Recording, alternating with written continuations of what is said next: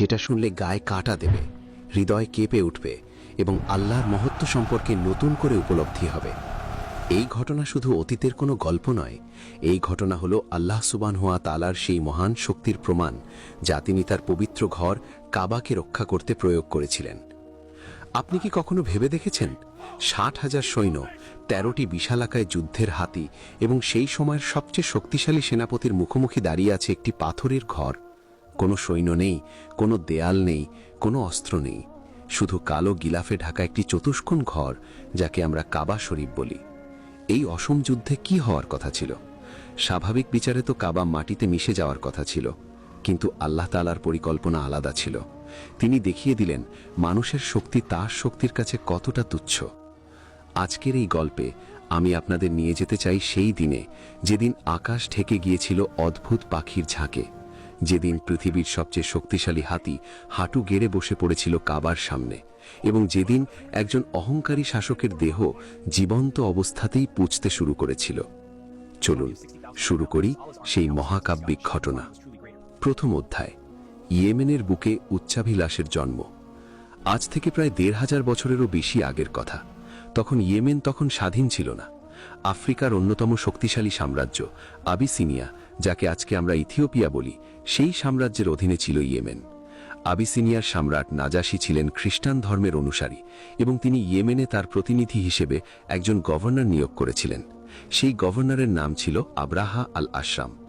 আব্রাহা ছিলেন একজন অসাধারণ মানুষ, তবে অসাধারণত্বের সাথে সাথে তার মধ্যে ছিল এক ভয়ঙ্কর অহংকার। তার শারীরিক গঠন ছিল বিশাল, যুদ্ধক্ষেত্রে তিনি ছিলেন অপরাজেয়। তার মুখের একপাশে একটি গভীর ক্ষত ছিল, যা তাকে যুদ্ধে পাওয়া আঘাতের শ্রামক হিসেবে বহন করতে হতো। এই ক্ষতের কারণেই তাকে বলা হতো আল আশরাম, যার অর্থ হল বিদীর্ণ মুখওয়ালা।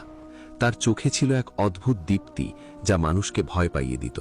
তিনি ছিলেন ধূর্ত কূটনীতিক, চতুর পরিকল্পনাকারী এবং নির্মম শাসক। আব্রাহা শুধু একজন রাজনৈতিক শাসক থাকতে চাননি, তার উচ্চাভিলাষ ছিল আকাশচুম্বী। তিনি চাইতেন ধর্মীয় নেতা হিসেবেও নিজেকে প্রতিষ্ঠিত করতে। তিনি দেখতেন প্রতি বছর হাজার হাজার আরব মক্কার দিকে ছুটে যাচ্ছে।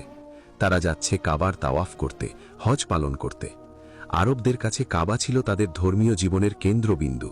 যদিও তখন কাবায় মূর্তি পূজা হতো, তবুও তারা জানত এই ঘরটি ইব্রাহিম আলাইহিস সালাম নির্মাণ করেছিলেন। এই ঘরের প্রতি তাদের শ্রদ্ধা ছিল অপরিসীম। আব্রাহা ভাবলেন, যদি তিনি এমন একটি উপাসনালয় নির্মাণ করতে পারেন যা কাবাকে ছাপিয়ে যায়, তাহলে আরবরা মক্কা ছেড়ে তার কাছে আসবে। এতে তার রাজনৈতিক প্রভাব বাড়বে, অর্থনৈতিক সমৃদ্ধি আসবে এবং তিনি হয়ে উঠবেন আরব বিশ্বের সবচেয়ে প্রভাবশালী ব্যক্তি। এই চিন্তা মাথায় রেখে আব্রাহা সানা শহরে নির্মাণ করলেন এক বিশাল গির্জা, যার নাম দেওয়া হল আল কুল্লেস।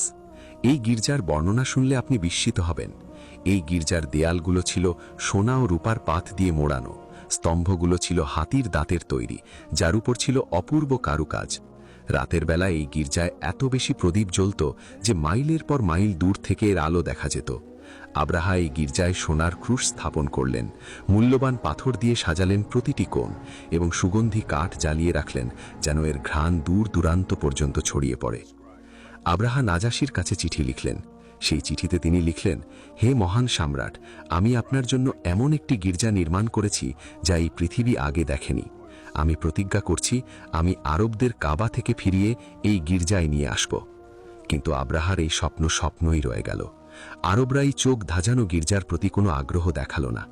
তাদের হৃদয় ছিল কাবার সাথে বাঁধা এবং কোনো সোনার গির্জা সেই বন্ধন ছিন্ন করতে পারল না। আব্রাহা অপেক্ষা করতে থাকলেন, কিন্তু আরবদের কাফেলা মক্কার দিকেই যেতে থাকল। তার গর্বের গির্জা প্রায় শূন্যই রয়ে গেল। দ্বিতীয় অধ্যায়, সেই অপমানের রাত এবং প্রতিশোধের শপথ। একদিন সানার সেই জাঁকজমকপূর্ণ গির্জায় অদ্ভুত একটি ঘটনা ঘটল। সকালবেলা যখন গির্জার রক্ষীরা ভেতরে প্রবেশ করল, তারা একটি ভয়াবহ দুর্গন্ধ পেল।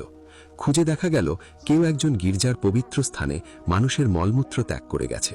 দেয়ালে লেখা ছিল কিছু অশ্লীল শব্দ। এই খবর যখন আব্রাহার কানে পৌঁছালো, তিনি ক্রোধে অন্ধ হয়ে গেলেন। তিনি তদন্ত করে জানতে পারলেন এই কাজ করেছে কিনানা গোত্রের এক আরব যুবক। এই যুবক শুনেছিল যে আব্রাহা কাবাকে অপ্রাসঙ্গিক করে দিতে চায় এবং এই অপমানের প্রতিশোধ নিতে সেই কাজ করেছিল। সেই রাতে আব্রাহা একা তার প্রাসাদে বসেছিলেন।